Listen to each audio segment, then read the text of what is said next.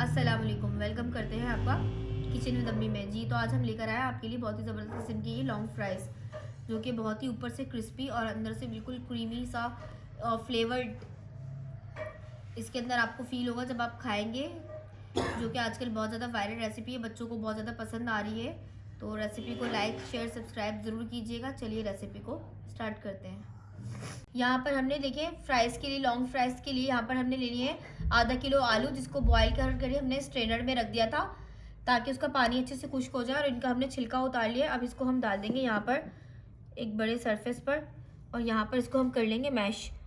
आप चाहें तो हाथों की मदद से या फिर मैशर की मदद से इसको हम मैश कर लेंगे। अब इसमें हम शामिल करेंगे 2 टेबल स्पून कॉर्नफ्लोर, और नमक हमने उबालते हुए ही डाल दिया था, तो वो उस वक्त हमारा नमक बिल्कुल ठीक आ रहा है।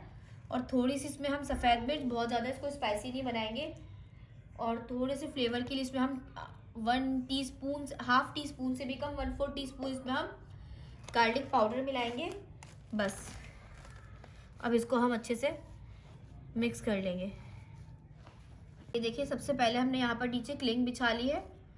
अब इसके ऊपर आपने ये मिक्सचर डालना है, क्योंकि बिना उसके ये आप बिल्कुल भी इसको फ्लैटन नहीं कर पाएंगे। इसके ऊपर भी हमने, नीचे भी हमने क्लिंग बिछा दी, और इसके ऊपर भी हम क्लिंग रखेंगे, या तो आप जिप लॉक बैग में भी कर सकते हैं ये।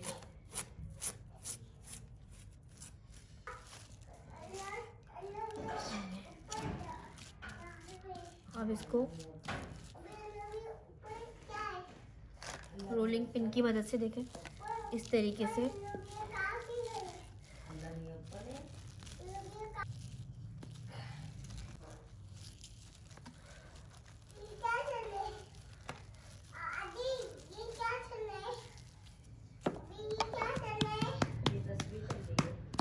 ये देखें, ये हो चुका है। इसको हम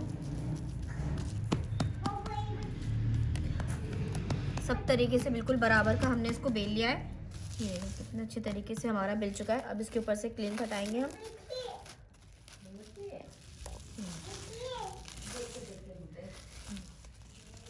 ये क्लिंग हट चुका है।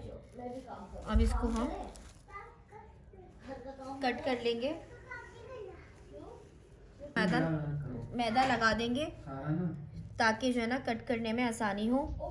ये देखिए, इस तरीके से इसमें हम कट लगाकर इसको हम फ्रीज़र में रख देंगे 1 घंटे के लिए, ताकि इसकी जो शेप है वो फिक्स हो जाए।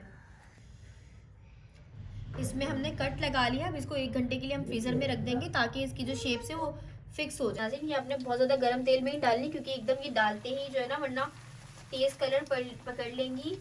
और आपने फ्रीज़र से निकालने के बाद दोबारा जो है ना, एक दफ़ा इसमें कट्स को दोबारा इन्हेंस करना है,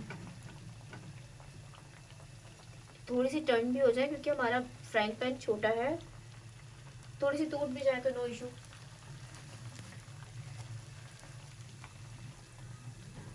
जब तक इसका डार्क ब्राउन थोड़ा सा कलर ना आए, ये थोड़े से सख्त ना हो जाए, तब तक आप इनको फ्राइड टच मत कीजिएगा।